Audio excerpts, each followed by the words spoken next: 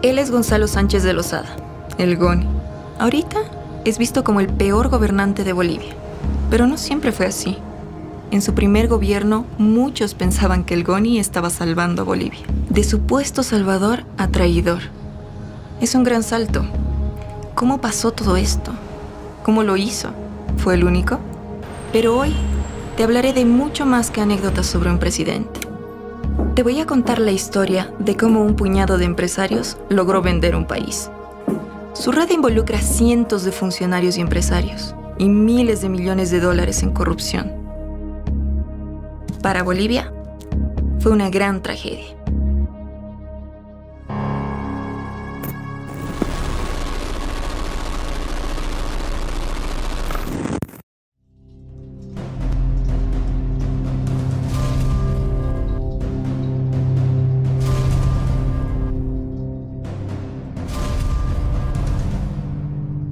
Nuestra historia comienza poco antes de 1985. Después de que el dictador Banzer renunciara gracias a las protestas sociales masivas, se habían sucedido un gobierno tras otro en el lapso de 3 años. El último de ellos, y el primero en ganar unas elecciones en más de 15 años, había sido Siles Zuazo, un civil de izquierda que tuvo que lidiar con una enorme crisis económica, con un Congreso en oposición y con la guerra económica que se imponía desde diversos frentes. Había un boicot económico, había ocultamiento de productos, algo similar a lo que ocurre actualmente en Venezuela. No había medicamentos, no había pan, el transporte urbano era caótico e insuficiente. Y entonces una posibilidad de gobiernos de izquierda y de una salida revolucionaria quedó anulada en el horizonte de expectativas de la población. Entonces quedaba el único camino las derechas.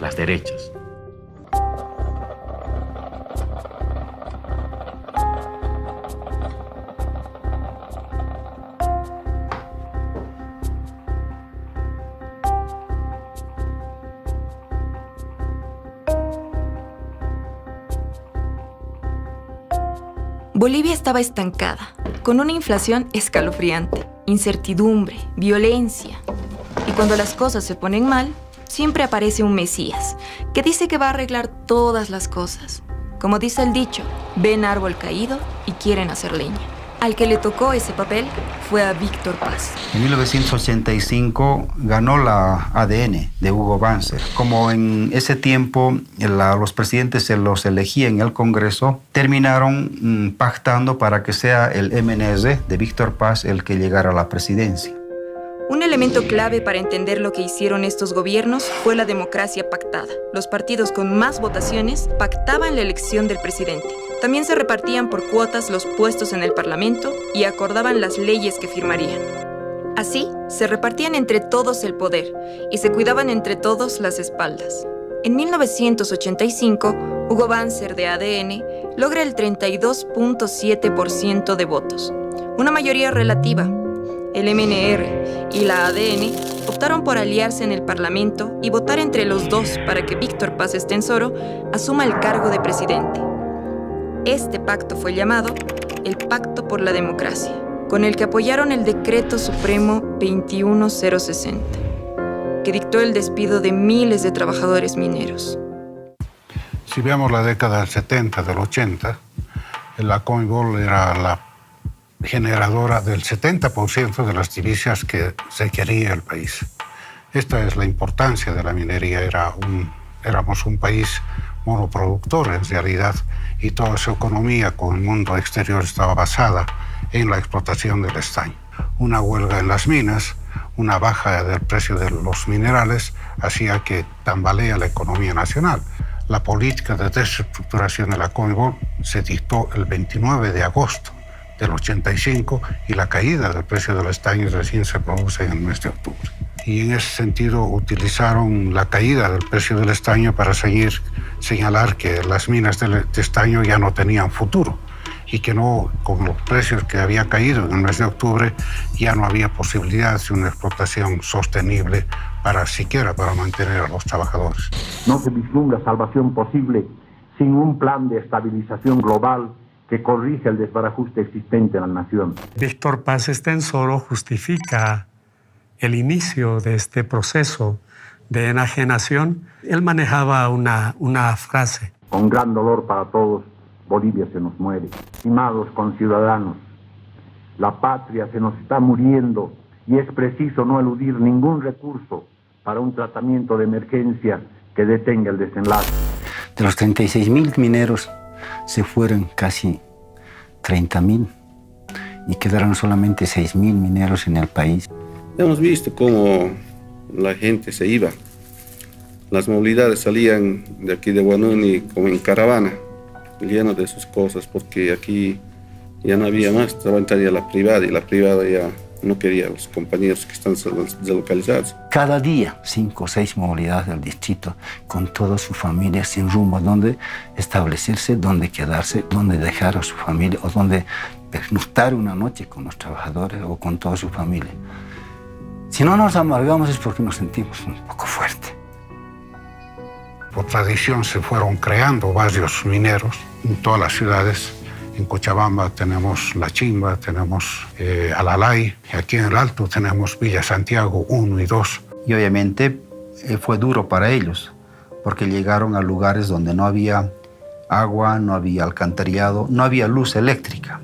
85 los años de la operación. 85, la colección, cuando nuestros papás les han pasado sus cartas de agradecimiento y les han finiquitado, pero con un finiquito, como se puede decir, mísero.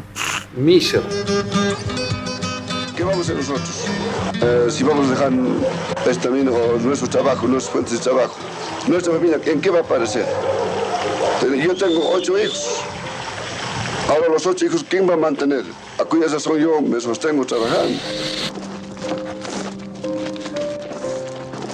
Es un delito querer botar a miles y miles de trabajadores a la calle. Nos están quitando la salud, la educación, que es lo primordial para un ser humano. La lucha y la resistencia de los trabajadores fue muy larga.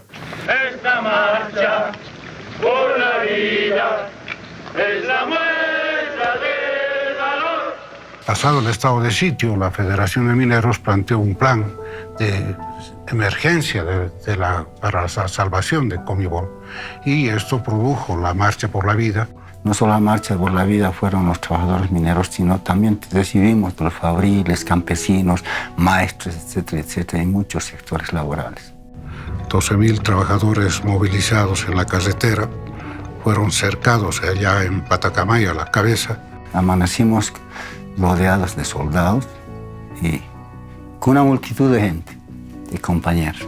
Pero el operativo implicó la movilización de 3 divisiones de las Fuerzas Armadas.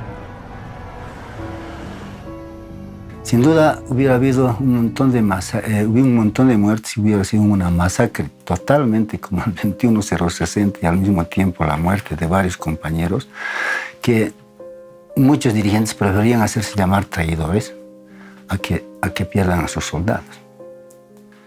Y lamentablemente retornamos de este calamar. Del minero boliviano que muy pronto volverá. Lo que hace Víctor Paz y su gobierno es hacer estudios de cómo se podrían privatizar las empresas. Uno de los estudios lo hace la Pricewaterhouse, por ejemplo. Recomienda que no se hable frontalmente del concepto de privatización, que esto, según ellos, caería muy mal entre la población y no tuviera éxito. Entonces lo que la Pricewaterhouse recomienda es hablar de reordenamiento de las empresas públicas. Víctor Paz hace los estudios para la privatización, Jaime Paz hace las primeras privatizaciones, aproximadamente 27 empresas, Gonzalo Sánchez de Lozada enajena a las grandes empresas del país, pero también las pequeñas y las medianas, aproximadamente 42 empresas que las transfiere directamente a la empresa privada. Hugo Banzer y Jorge Quiroga, que terminan por enajenar las últimas empresas que quedaban. Al quebrantar la lucha sindical, estos gobiernos rompieron la última resistencia organizada que quedaba. La derrota de la Marcha por la Vida marcaría el inicio del mayor ciclo de privatizaciones que ha tenido Bolivia en su historia. El neoliberalismo se introduce en Latinoamérica a partir de un diseño que hacen estos organismos internacionales como el Banco Mundial, el Fondo Monetario Internacional, que hacen un rediseño de cómo debería desarrollarse la economía mundial. La introducción en Latinoamérica del neoliberalismo empieza probablemente en Chile. En Chile, la dictadura de Pinochet fue para cortar una experiencia socialista sangrientamente. Es una dictadura para favorecer a la actividad privada. Este modelo de desarrollo llamado neoliberalismo se va introduciendo muy rápidamente en todos los países de Latinoamérica. En nuestro país se introduce en 1985. Y creo que todas las políticas impuestas por el neoliberalismo vinieron de los centros de poder mundial, el Banco Mundial, el Fondo Monetario Internacional y las doctrinas que han implantado las grandes transnacionales. El Consenso de Washington implicaba una lista de 10 reglas que debían ser seguidas por los países en crisis, incluyendo la liberación del comercio, facilidades para la inversión extranjera, la desregulación y la privatización de las empresas estatales. A todos los países se les impuso la misma fórmula. Negarse implicaría ya no recibir préstamos ni apoyos económicos. Y Bolivia en crisis, sin plata, acudió al FMI, al Banco Mundial, a todos los organismos que pudo para pedir dinero prestado. Y cayó en la boca del lobo. A partir de allí, sería una caída en espiral. Los gobiernos accedieron a vender todas las empresas públicas y se quedaron sin plata para sobrevivir, teniendo que pedir más dinero prestado con cada vez más deuda pública. En 1989, Jaime Paz Zamora, sobrino de Víctor Paz, se postuló para presidente por el MIR.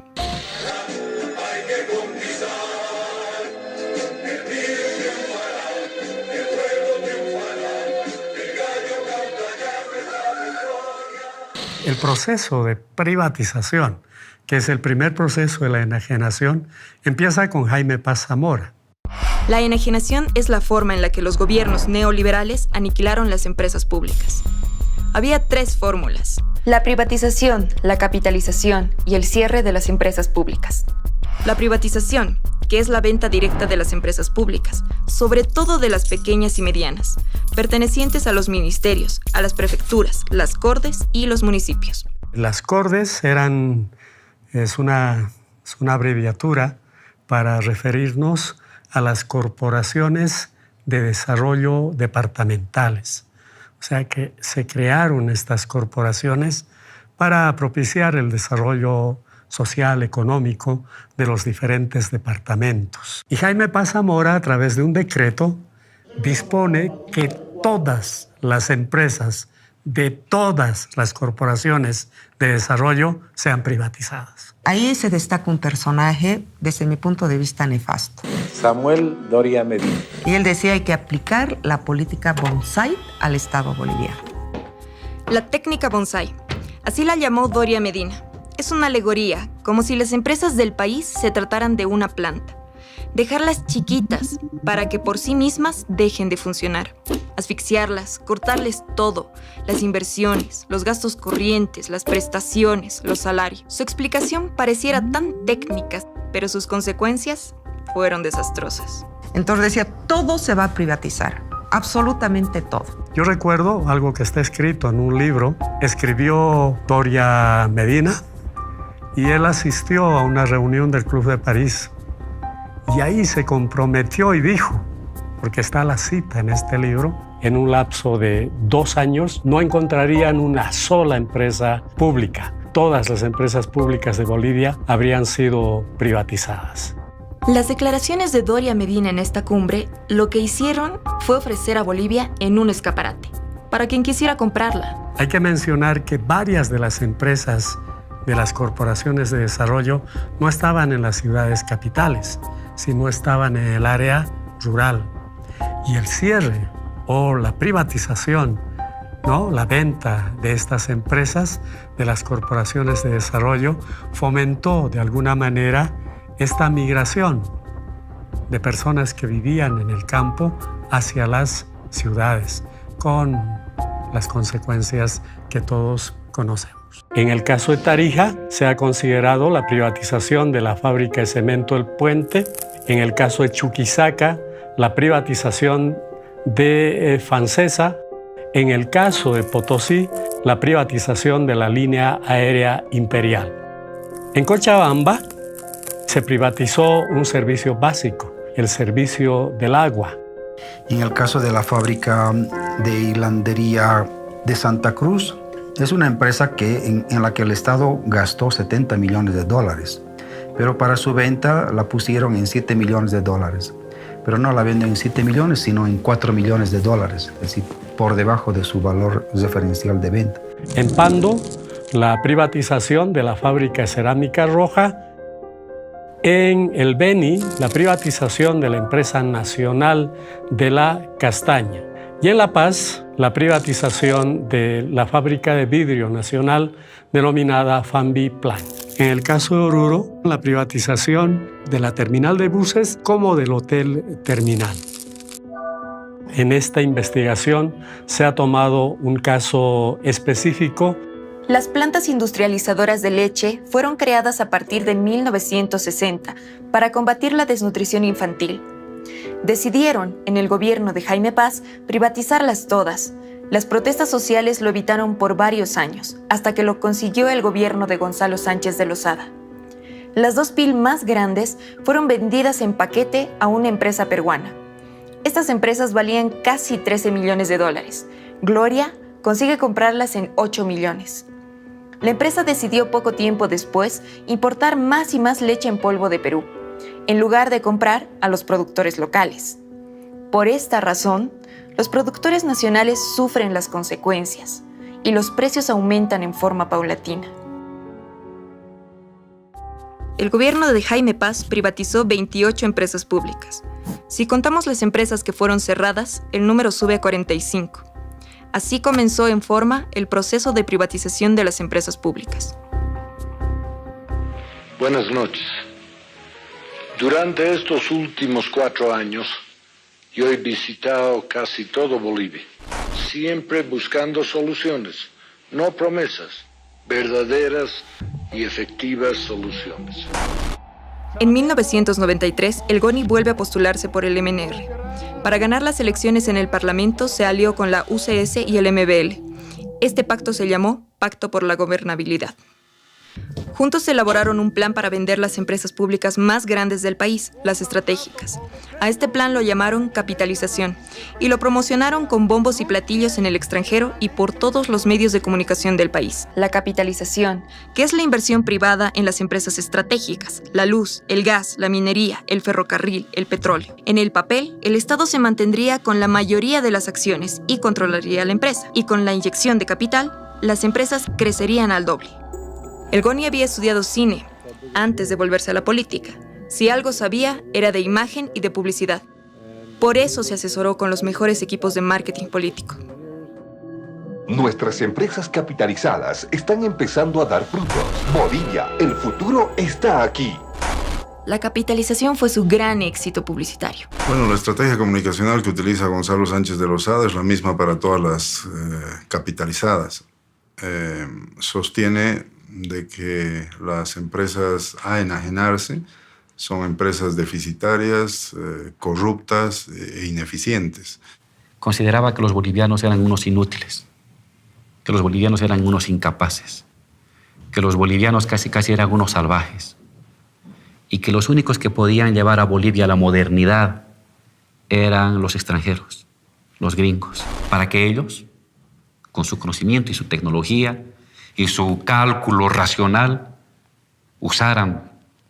se enriquecieran con esos recursos y dejaran caer algunas migajas a los bolivianos, que nos íbamos a contentar con las cuantas migajas porque éramos un pueblo de pastores. Los bolivianitos, como solía decir ese presidente, nosotros somos chiquitos, pero no menos importantes, ¿no?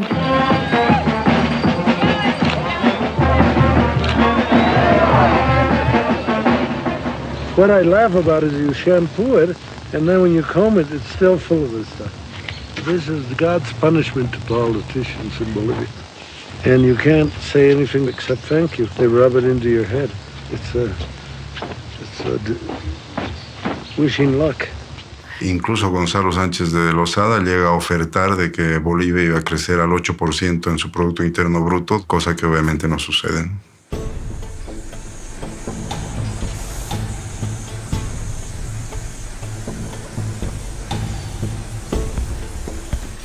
Bueno, YPFB ha sido y es la empresa estatal más importante del país. Yacimientos manejaba toda la cadena productiva: exploración, explotación, comercialización, transporte y almacenamiento. Había dos documentos básicos, ¿no? Que era el contrato de transferencia de refinería y el Decreto Supremo 25502, que es un reglamento de operación de refinerías. ¿Cuál es el problema acá? Esta ley entrega a las transnacionales la propiedad de los hidrocarburos en boca de pozo. Y bueno, se dio un proceso de enajenación total. Bueno, yo trabajaba en la refinería Gualberto Villarroel y se dio el proceso en las refinerías no de capitalización, sino fue una enajenación, fue una venta de las refinerías a la empresa privada. En este caso fue Petrobras la que compró las dos refinerías más grandes de Bolivia. Muchos compañeros que eran, me imagino que del MNR, eran optimistas, ¿no? Decía que la capitalización iba a salvar realmente a YPFB. Pasa esa política y va a ser capitalizada ya con el gobierno de Gonzalo Sánchez de Lozada. De la misma forma, una política muy clara era deshacerse de los trabajadores, ¿no? Se hizo cargo Petrobras. Creo que de la mitad de nosotros se deshizo. Se calcula entre 6.000 a 8.000 trabajadores que tenía. Por no decir aterradores, hemos vivido momentos muy malos. Por detrás de cada trabajador siempre hay una familia. Entonces, no podíamos decir nada. Estábamos en una tensión nerviosa porque había políticos que querían entrar a la empresa y nos llamaban inclusive por teléfono, nos decían, ya falta poco tiempo y yo voy a entrar de tu cuenta al trabajo, ¿no? Entonces, si no aceptábamos eso, nos retiraban de la fuente de trabajo. Ya había el 21060. Bueno, las protestas han sido masivas, ¿no? Se formaron comités de defensa de la patria, de la nación, de los recursos. Bueno, iba más capital a las empresas transnacionales, más utilidades, y se quedaba muy poco, casi nada para el Estado. La capitalización de YPFB fue especialmente desastrosa. YPFB era la empresa que sostenía al Estado boliviano, aportando la mitad de los ingresos nacionales. Ahora, las empresas extranjeras aportarían apenas un 18% en regalías, con cada vez menos ingresos para Bolivia.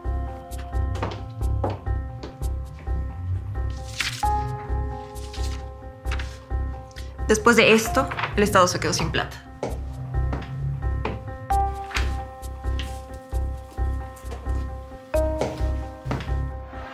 Las consecuencias de todo esto las veríamos unos años después. Por la venta de yacimientos, Manuel Morales Dávila interpone un juicio de responsabilidades al GONI por traición a la patria. Morales Dávila era un académico reconocido, pero era tan fuerte el poder del GONI que el encarcelado resulta ser nada menos que el propio Morales Dávila. El GONI incluso se burló de lo sucedido. Al fin y al cabo, estaría libre durante el resto de su vida. O casi.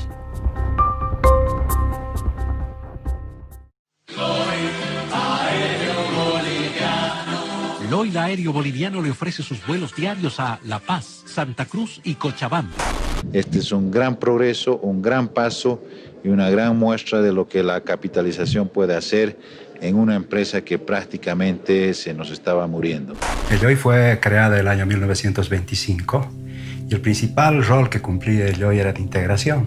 Inicialmente vinculando las rutas internas y con posterioridad el establecer un vínculo entre el país y el exterior. Antes de su capitalización tenía un valor de mercado de $90 millones, sin considerar el valor de sus intangibles, que según las consultorías que se contrataron en ese tiempo, era de aproximadamente 30 millones de dólares. Es decir, una empresa que costaba aproximadamente 120 millones de dólares. Y establecieron que el valor en libros de esta empresa era 23 millones de dólares. Me acuerdo de estar también leyendo los periódicos de aquella época y ver cuántas movilizaciones había, ¿no? Cuántas movilizaciones hubo para que el Lloyd Aéreo Boliviano no pase a manos privadas. Era una empresa, orgullo nuestro, era la línea bandera, una de las empresas que mantuvo su nombre, el primer nombre más antiguo de empresas aéreas de Sudamérica. Tenía convenios y posibilidades de vuelo con muchísimos países, realmente una empresa potente. Cuando se ha capitalizado el Lloyd, yo ya era jefe de un departamento, entonces yo sabía que nosotros no le costábamos un centavo al Estado. Es más, el Estado le debía a la empresa. Con la sola presentación de una empresa se podía llevar adelante el proceso de capitalización. Y es BASF, una empresa que además con oscuros antecedentes, con un historial negro en el Brasil. Puedo influir ante la casa matriz de mi empresa sobre qué se debe hacer y cuál es el camino a seguir con el personal del Lloyd Aéreo Boliviano. Pero por favor, que se queden tranquilos. Esta es una época de desarrollo de la compañía y hay que pensar con el futuro y no con la historia del pasado. Pertenecía a la familia Cañedo y la familia Cañedo tenía ya antecedentes procesales en Brasil. Tenía procesos por haber malversado aproximadamente 800 millones de dólares. O empresário Wagner Cañedo foi preso hoje em Brasília. O empresário foi dono da companhia aérea VASP. Ahí yo me di cuenta que todos sabían que estos señores de la VASP eran unos pillos. Tanto así que inmediatamente que ellos se pusieron en el Lloyd, ya no nos dieron crédito. Eso, yo que era una pinche ejecutiva, que no era economista, que era comercial, ya me di cuenta. Yo llegué a mi casa y dije, aquí estoy en manos de pillos. Aún así, teniendo estos antecedentes delictivos, la familia Cañedo, propietaria de la VASP, se adjudicó la capitalización del Lloyd Aéreo Boliviano. El valor nominal de las acciones del LAV era de $20.53. El valor ofertado por acción es de $42.24. Superó en $20 el valor en libras. Todos aquellos cronogramas que se habían establecido para cumplir con el aporte de capital del Brasil nunca se cumplieron, porque los mecanismos de control, los mecanismos de fiscalización no funcionaban. Prácticamente fue una mina de oro para ellos, porque empezaron a saquearla a la empresa, desmantelando inclusive los aviones, el stock de repuestos. Ellos no han sido capaces de poner un tornillo. En forma recurrente denunciaban de que varios repuestos que tenía el Lloyd Aéreo Boliviano, como turbinas u otros necesarios para la aeronavegación, salían de las despensas del Lloyd Aéreo Boliviano y se iban con destino a Brasil. Lamentablemente los trabajadores, los empleados del Lloyd, hemos sido prácticamente despedidos y echados a la calle sin que se nos haya pagado la indemnización que correspondía a cada empleado. Hay un 40% creo todavía de la empresa que no ha cobrado nada, que se ha quedado en la calle y que no tiene ni jubilación. Lloyd Aéreo Boliviano fue el escenario de uno de los reality shows más sorprendentes y tristes de la historia boliviana. Ernesto Asbun fue prestanombres de Raúl Garafulic. Garafulic lo usó de palo blanco para comprar muchas acciones del Lloyd sin que se enterara nadie. Pero Asbun decidió que si Lloyd estaba a su nombre, entonces él podía ser el dueño. Garafulic lo demanda. Pero, ¿qué éxito puede tener la defensa de una operación ilegítima? Asbun se hace con Lloyd y se autonombra presidente de la empresa. Es de que ahí llega el señor Asbun como intermediario de otro gran empresario. Y luego, aparentemente, este señor Asbun, dicen que le hace la jugada al otro empresario, a uno que tenía un apellido así medio eslavo. Y finalmente no hace lo prometido, que era reinvertir, invertir y todo, sino que agarra la plata igual en una maleta. Sin decir nada a nadie, desaparece con los millones de dólares que nos ha robado en su maletín.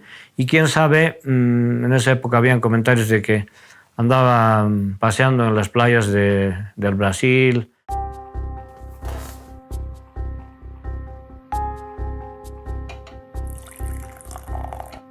Además de capitalizar 5 empresas estratégicas de Bolivia, ENDE, Entel, ENFE, LAV y YPFB, el GONI logró vender otras 42 empresas bolivianas. Sin embargo, la mecha de la revuelta social ya estaba prendida.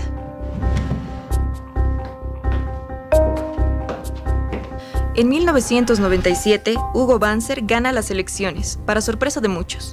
A su favor, tuvo una campaña fuerte, con el jingle que más recuerdan los niños de entonces.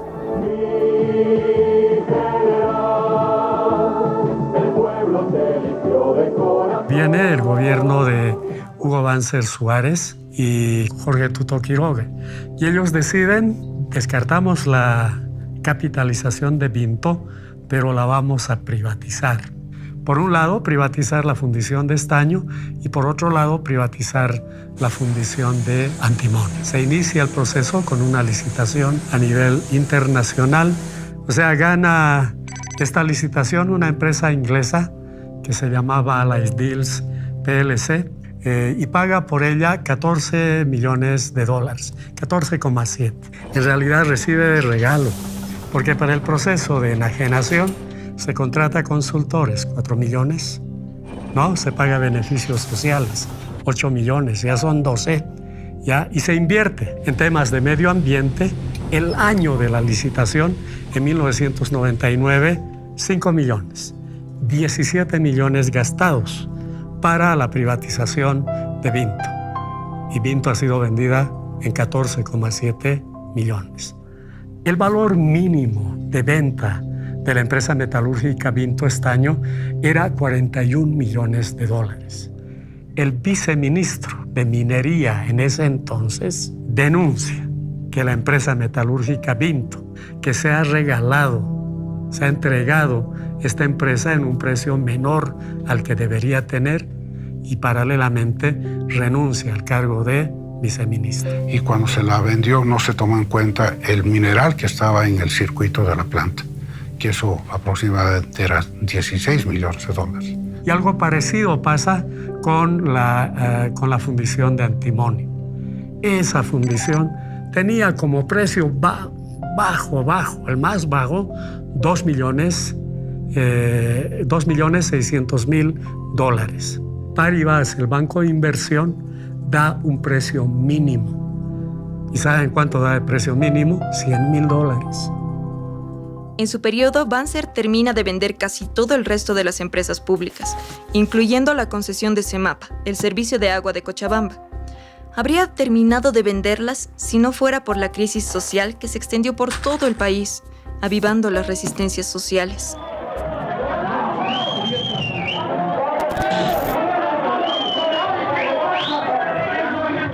El año 99, en octubre en realidad, el gobierno determina, por presiones del Banco Mundial, sujeto a un chantaje, como siempre, de este organismo financiero internacional, de dar un préstamo a cambio de, en este caso, la privatización del agua. La empresa que tomó en sus manos la concesión y la propiedad del agua es un consorcio, fue un consorcio denominado Aguas del Tunari, como una especie de insulto a la población, porque el Tunari es una hermosa montaña que protege a los cochabambinos y cochabaminas aquí en Cochabamba. Y curiosamente una empresa donde en su fachada, yo fui a ver, en la fachada, en el frontis principal de esta empresa, dice: no somos una empresa de construcción civil, somos una empresa para hacer dinero.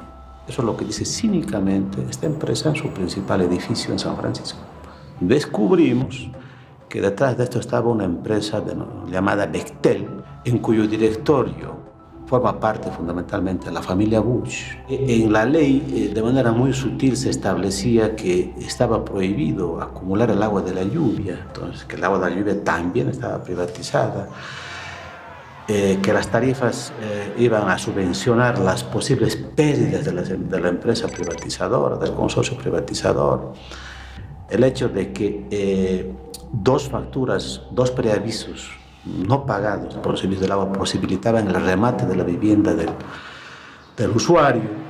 Entonces se conformó la Coordinadora de Defensa del Agua y la Vida como un primer paso de establecer una gigantesca coalición donde prácticamente estaban todos los sectores. Yo diría desde los dueños de los hoteles más lujosos en Cochabamba, porque les afectaba la problemática del agua, hasta los vendedores ambulantes o la gente de Cochabamba que no tiene una sola gota de agua hasta el día de hoy.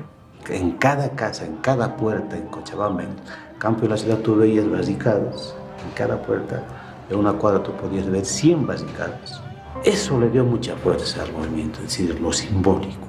Y la única táctica que tuvimos para comunicar esto fue el tocar puerta a puerta, cara a cara con la gente, informarnos de manera personal, sino era simplemente la voz, los ojos y el corazón de la gente para sentir lo que estaba pasando.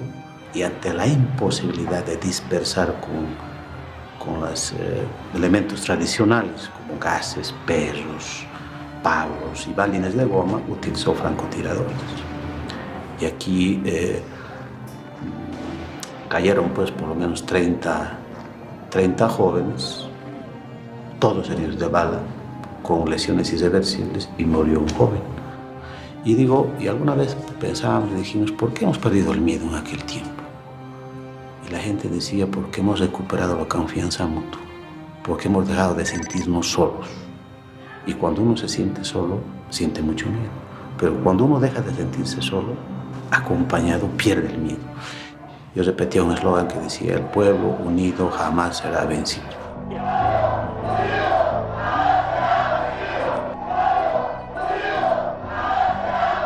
Pero el 10 de abril, cuando la gente gritaba, cuando 200.000 personas en el centro de la plaza y alrededor como 500.000 gritaban, el pueblo unido jamás será vencido,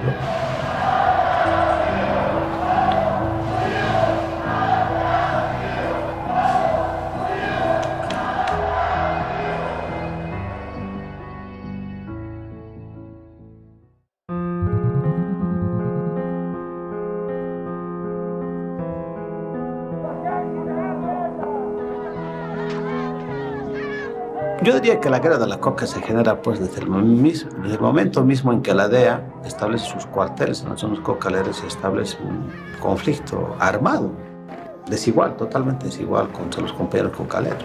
Pero la guerra de la coca se traslada a la ciudad después de la guerra del agua, ¿no? El año 2001-2002, ¿no? Cuando el gobierno decide, en aquel tiempo, el gobierno de Banzer, el mismo que tomó la decisión de la privatización del agua, decide penalizar la comercialización y el consumo de la coca del Chapare. Es decir, en los mercados nadie podía comercializar y menos comprar para el consumo del hoja de coca. Fue una lucha muy dura, hubieron muchos muertos de ambas partes, tanto de represión, militares, policías, como también de los hermanos cocaleros, ¿no? Fueron un referente de valentía, de organización y de firmeza en su lucha. Aquí en la guerra del agua, yo diría, sin los cocaleros hubiera sido muy difícil afrontar de manera muy directa a los organismos de represión. Ellos ya habían tenido toda una historia de enfrentamiento, habían establecido tácticas estratégicas y estrategias en el Chapare, que en la guerra del agua las vinieron a transmitir y compartir con nosotros. Creo que fue un momento muy duro, pero yo diría parte de la historia de este pueblo que avanzaba en la decisión de establecer un escenario político y económico de decisiones soberanas por parte de nosotros. Bolivia necesita más trabajos para resolver la crisis.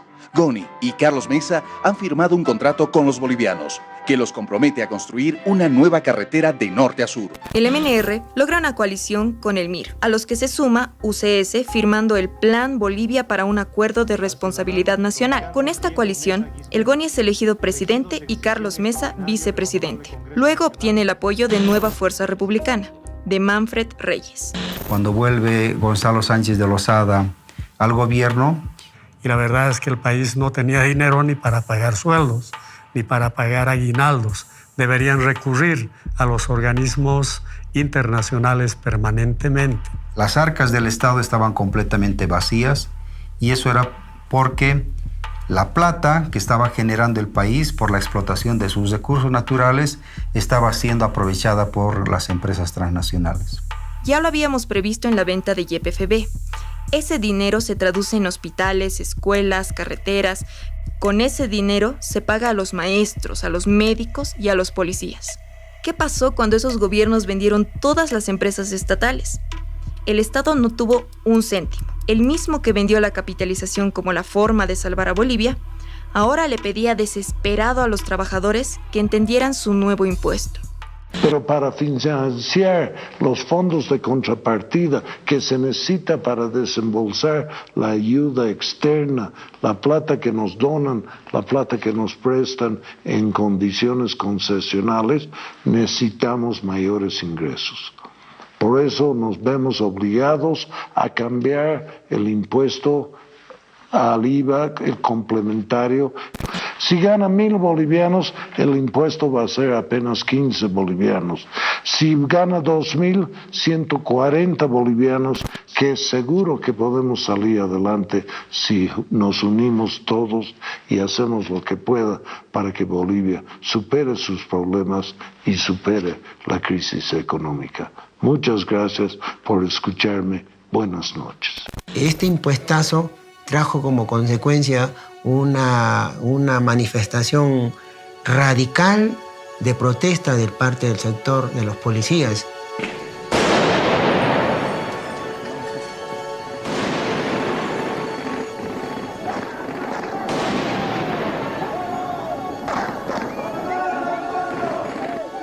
Hay un enfrentamiento en la Plaza Murillo entre policías y soldados y el ejército, ¿no? El ejército que respaldaba a Gonzalo Sánchez Lozada y los policías que estaban reclamando que se les elimine ese impuestazo, ¿no? Estaba tendiendo a radicalizarse de tal forma que ya en 2003 el sector de los campesinos realiza un bloqueo. Pero bueno, en ese bloqueo en Guarizata el ejército mató a 5 personas, dentro de ellas a la niña Marlene de 8 años, una niña de 8 años que hoy día ya hubiera tenido 22 años. Esta masacre de Guarizata prácticamente era el prolegómeno, ¿no? El inicio de la guerra del gas.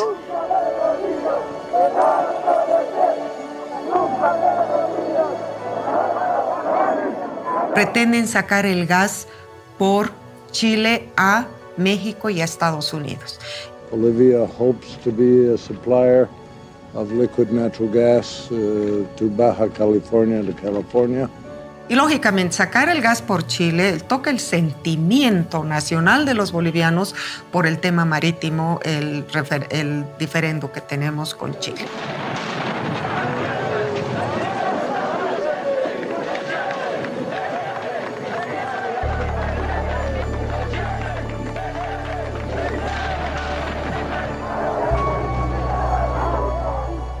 Y a partir de ese agravio histórico es que se fue construyendo una voluntad nacional popular, una voluntad colectiva de dignidad y de soberanía frente a esta decisión que estaba tomando Sánchez de Lozada. Un domingo, creo que no fue si el 10 o el 11 de octubre de 2003, ya a esa fecha La Paz estaba ya como 20 y tantos días de bloqueo. Bloqueo absoluto donde no circulaba ningún vehículo ni transporte. Y en consecuencia de ello no había gasolina, no había GLP, no había gas. Sánchez de Lozada y Sánchez Berzaín instruyen a la Fuerza Armada trasladar cisternas de GLP y de gas, de gasolina, desde Sencata a La Ceja para que puedan ingresar a la ciudad de La Paz.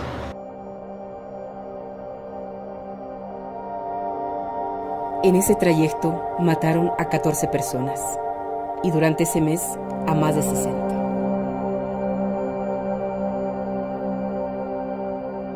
El error más grande fue que Sánchez Lozada deje el poder. Él tenía la obligación y nosotros teníamos, y si hay algún delito por el cual a mí me quieren juzgar y condenar, no necesitan hacerlo, yo me declaro culpable. Bueno, el motivo de nuestra movilización es en contra de este gobierno. Me sorprendí la cantidad de gente que había. Una inmensa cantidad de gente. En cada esquina, los paseños Lo recibían a los salteños con pan, con agua, con refresco. Nos abrazaban. Y ahí me acordé lo que decían los bolivianos. El león dormido se ha levantado. Y ahí comprobé, efectivamente, que el pueblo paceño y alteño se habían juntado. Era la voz unísona que Gonzalo Sánchez Lozada debía salir. Fuera Gonzalo Sánchez Lozada. Y en esa guerra, ya finalmente el neoliberalismo colapsa. Antes de irse, el GONI sacó dinero del Banco Central de Bolivia y se lo llevó en maletas al huir del país. Renuncia a GONI, se va, como ustedes conocen, en un helicóptero con su ministro de gobierno y otros, creo que era su ministro de comunicación, se van al exterior, a Estados Unidos, y asume la presidencia el vicepresidente, que era Carlos Mesa. El pueblo recibió con esperanza a Carlos Mesa. Él prometió, frente a toda esa gente, firmar la ley de hidrocarburos. Poco tiempo después, se retracta. Porque no hay un solo país en América Latina más dependiente que Bolivia en lo que hace a la cooperación. Sabe, señora maestra, le estoy pagando a La Plata una parte de su salario de la limosna internacional que recibo porque extiendo la mano. Por lo tanto, no acepto y le pido a usted, ciudadano, que no crea esa mentira gigantesca e inaceptable de que Evo Morales tiene una ley en favor del país y Carlos Mesa y su gobierno una ley en contra del país. Hacer discursitos de independencia y de soberanía sentado del otro lado del escritorio es muy fácil. Evo Morales, con quien he hablado muchas veces y le he explicado detalladamente esta realidad, tiene mucha facilidad para salir a bloquear Bolivia, porque eso es muy cómodo, honorable Evo Morales. Es muy cómodo bloquear Bolivia. Es muy fácil bloquear Bolivia. Venga usted a gobernar y verá usted lo que es la administración del Estado. Le tembló la mano a la hora de firmar. Al final de todo esto, renuncia. He decidido presentar al país mi renuncia al cargo de presidente constitucional de Bolivia. Es presentar mi renuncia al cargo de presidente de la República. Queda usted posesionado como presidente constitucional de la República de Bolivia. A partir de este momento, a partir de esta fecha, queda nacionalizado todos los hidrocarburos en el territorio nacional.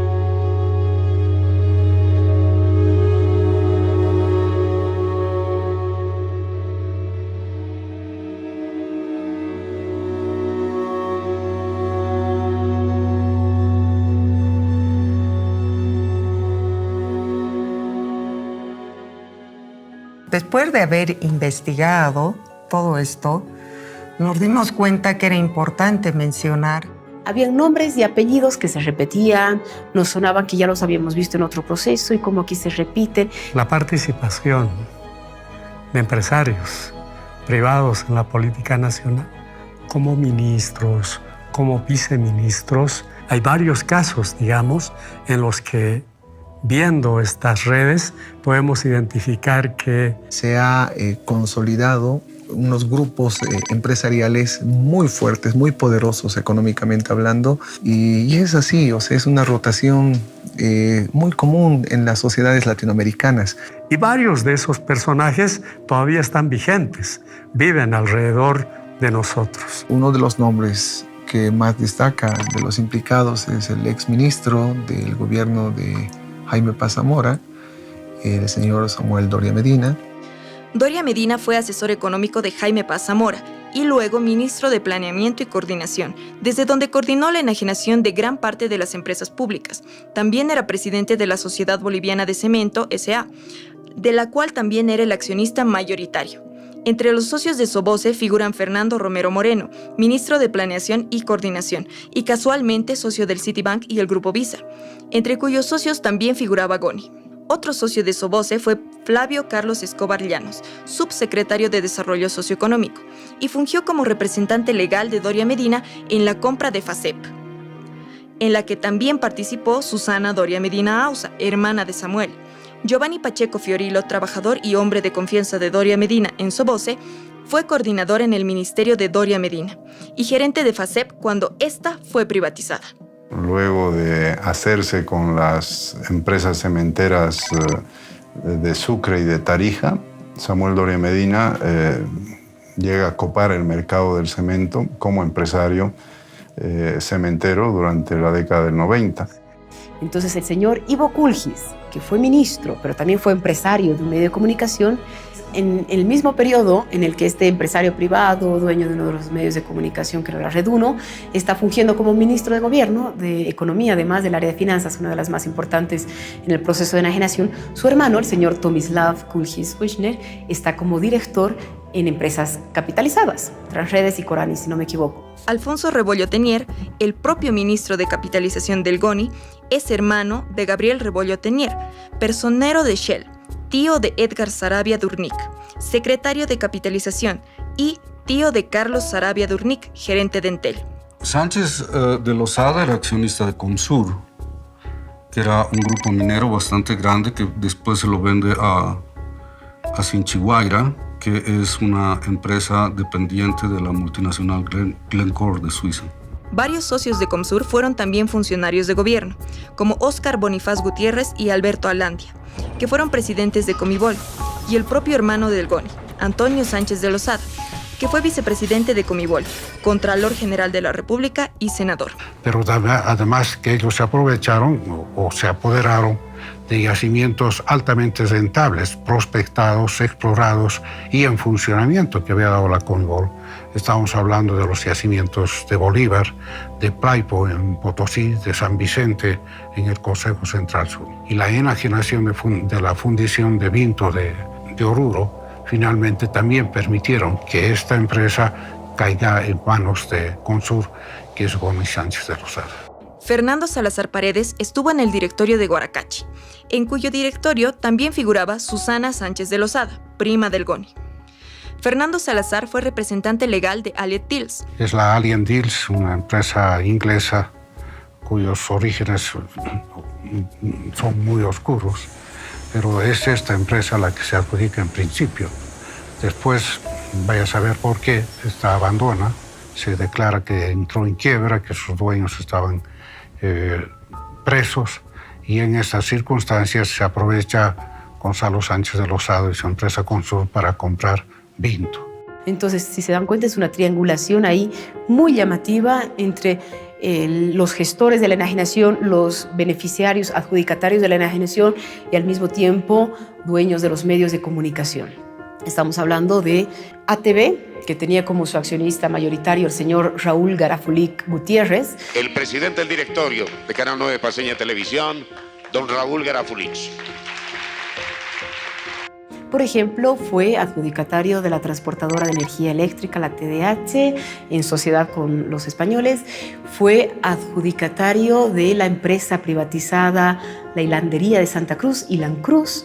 Él, junto a sus hijos, conformaron una empresa pequeñita que se llamaba Santa Mónica Cotton para presentarse a la licitación pública y finalmente adjudicarse Hilancruz. Después de ser embajador en España y hacerse de sus contactos, este empresario consigue contratos en Bolivia para muchas transnacionales españolas: Iberdrola, Repsol, Santillana, Brisa. También Raúl Garafulic se convirtió en socio de los españoles que conformaron la AFP Previsión. Entonces aparece involucrado en una de las instancias privadas fundamentales del proceso de enajenación, que eran los que administraban las acciones de las empresas capitalizadas, ¿no? Del fondo de pensiones.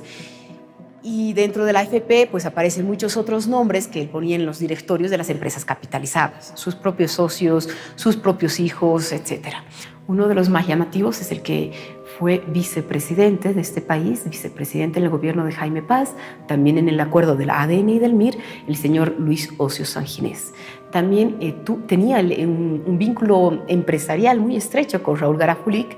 Aparece en el directorio de una de las empresas privatizadas que se adjudicó Garafulic, que fue la transportadora de energía eléctrica. Aparece en el directorio de la capitalizada Entel, y es director porque es nombrado por la AFP Previsión, en la que también fue parte de su directorio. Garafulic compró Hilancruz, después de lo cual la vende a Andrés Petricevic. ex ministro de Transporte y Obras Públicas, con quien compró también el periódico La Razón y fue director de la capitalizada empresa Chaco. Petricevic era accionista de AFP Pervisión, en donde fue director en 2002. Otros directores de la empresa fueron Carlos Kempf, Manfredo Kempf y Julio Kempf, quien también fue director de Ferroviaria Oriental. Allí también fue director Raúl Garafulic y su hijo, Dieter Garafulic, quien a su vez también fue director de Transredes. En el mismo consorcio aparece Samuel Doria Medina del MIR, con Andrés Petricevic del MNR, con el señor Julio León Prado, que estuvo muy próximo también al MNR, al ADN, el accionista mayoritario de la aseguradora adjudicataria de hacerse cargo de los seguros y también del Grupo Visa, que participó en varios procesos de estos. Podemos concluir diciendo que nosotros hemos identificado 55 individuos articulados entre sí por nexos políticos, empresariales y familiares. ¿Y cuánto fue lo que nos quitaron? Se dieron los recursos naturales a valor cero. Enajenaron el 80% de todas las empresas públicas. Nos quitaron más de 30 millones de dólares en los departamentos. Y por las empresas estratégicas gastaron casi 300 millones de dólares entre consultorías, bonos, etc. Nos quitaron el 119% del Producto Interno Bruto. Las consecuencias se sintieron en todo el país. Deuda, desempleo, migración, despidos.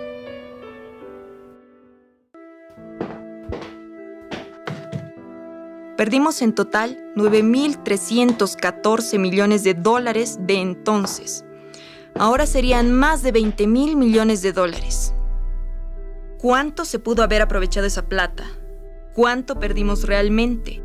¿Cuántos despedidos, relocalizados, encarcelados, muertos? ¿Cuál es el precio de un país? Si tuviéramos la información que hoy esta comisión está brindándole al país respecto a los procedimientos que utilizaron, las redes de poder que armaron, los beneficios que lograron tener, las irregularidades que cometieron, muchos de ellos ya no harían política en Bolivia. La revolución democrático-cultural va a continuar y no va a continuar con nosotros, que ya somos una generación que hemos estado en un ciclo pasado, lucha contra las dictaduras. Nos ha costado conquistar este nuevo desarrollo para el país. Ha sido unos tiempos bastante de mucho dolor, Lo que ha costado crear empresas públicas que otorguen beneficio a los pueblos. Éramos un país que medía 9.000 millones de dólares hace 10 años. Hoy somos un país que mide 36.000 millones de dólares en Producto Interno Bruto. Hemos multiplicado casi por 4 el volumen de la riqueza boliviana. Y eso es básicamente haber recuperado el control del gas, del petróleo, de los minerales, de las telecomunicaciones, de la electricidad. Creo que defender los recursos naturales es vital para el pueblo boliviano porque es la manera de defender la soberanía y nuestra identidad nacional. Pero también el trabajar permanentemente la memoria.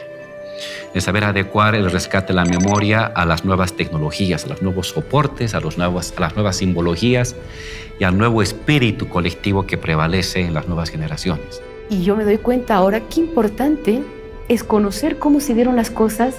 Porque si algo hay que aprender del pasado, es que los grandes errores que se han cometido no se los vuelva a repetir. Pero qué duro, y ojalá nunca, pero nunca nos vuelva a pasar. Ojalá no abramos ni así la puerta, porque ahora ya siento yo que la puerta ya está la pata metida ahí. Y privatización, reitero, no solamente es un despojo de algo material, de algo que afecta a la vida de la gente, sino también privatización significa el querer borrar la historia, tu memoria.